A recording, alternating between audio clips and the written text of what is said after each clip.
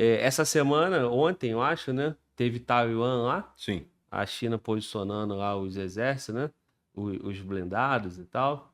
E aí, meu irmão, o que que tu pensa disso? Bem, Tá acompanhando os noticiários? Chegando, como é que é? Como é que você encara isso, ok. enxerga isso?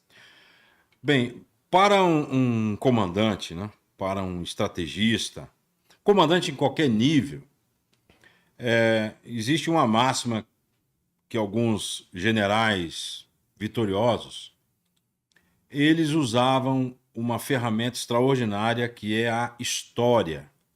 Então, cabe a nós olharmos para a história mundial, a história militar. Então, veja, vamos olhar no passado.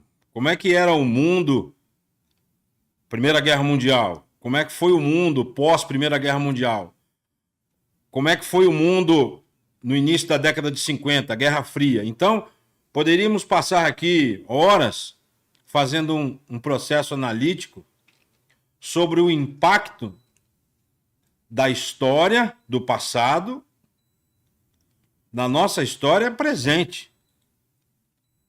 E com isso, veja, não existem, foi até comentado muito bem por um dos convidados aqui que você trouxe, não existem amigos, não existem, existem interesses e existem observações de um país com o outro.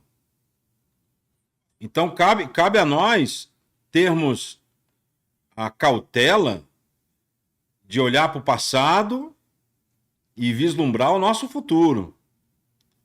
Então, como o Glauber comentou, então tá ali, tivemos aí estamos tendo um conflito aí no leste europeu, a Rússia, que é um absurdo poder bélico, entrou na Ucrânia e está lá.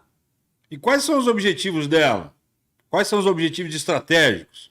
E em cima do objetivo estratégico, você trabalha objetivos táticos. E como é que. Sim, mas os russos estão agindo e os ucranianos estão lutando? Eles estão resistindo ou eles entregaram os pontos? E, como o Glauber comentou, Taiwan. Então, o planeta Terra ele vive um turbilhão de interesses e de lutas e de conquistas. Cabe a nós, brasileiros, olharmos para o nosso quintal, e o tema principal será a Amazônia brasileira. A Amazônia brasileira corresponde a mais de 50% do território nacional. Se fôssemos querer. Vamos estudar um pouquinho a Amazônia brasileira no solo? Vamos lá para baixo. Não vamos muito longe, não. Então nós temos lá ouro, linhito, manganês, potássio, petróleo, gás. Eu teria aqui uma dúzia de elementos minerais de altíssimo valor. Eu estou falando do solo para baixo. E o petróleo do século XXI, que é a água potável, a maior bacia de água doce do mundo. Me corrijam se eu estiver errado, mas existem estudos que colocam que o rio Amazonas parece que ele consegue ser até maior que o próprio Nilo. Em volume ele já o é. Então, devemos dormir em berço esplêndido ou devemos nos preparar sempre?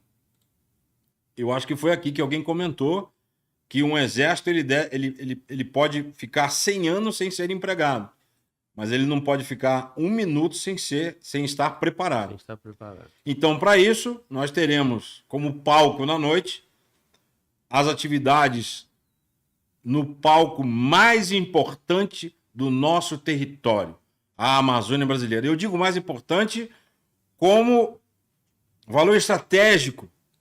Então, estão de olho nisso aqui e já não é de agora.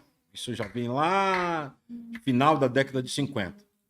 Então, ao longo da noite de hoje, a gente vai poder discorrer assuntos estratégicos, táticos, curiosidades. E aí, com a sua permissão, decolamos a aeronave. Muito bom, irmão, muito bom. Meu irmão, é, com toda essa riqueza, com todo esse território enorme, tudo que envolve ali a nossa Amazônia, como o senhor falou, já não é de hoje, há muito tempo que ela já é o foco, né? Sim, E já é um ponto sensível. Nesse momento, ainda mais porque a gente não tem como, né? Isso eu não falo, certamente não é nenhuma novidade para o Exército Brasileiro, mas é uma novidade para a população brasileira, né? sim. O Exército Brasileiro está preparado, não é de hoje, e ele está pensando em tudo isso, né? Tá pensando em tudo Mas isso. quando a população acha que a gente vive um mundo maravilhoso, liderado pela ONU ali e tal, e que não tem conflito, somos todos os países juntos, harmônico, até que um país começa a ter um problema com o outro, né? Sim. E aí isso aí foi lá na Rússia e Ucrânia, e agora, e o ponto mais É, sensível, o barril de pólvora a coisa também tá. É. é Taiwan e China, né? E, Posso fazer um comentário? sim, Eu diria assim: eu temo a China. Eu temo a China. A China é uma potência. Se a gente for. Vamos olhar a história de novo?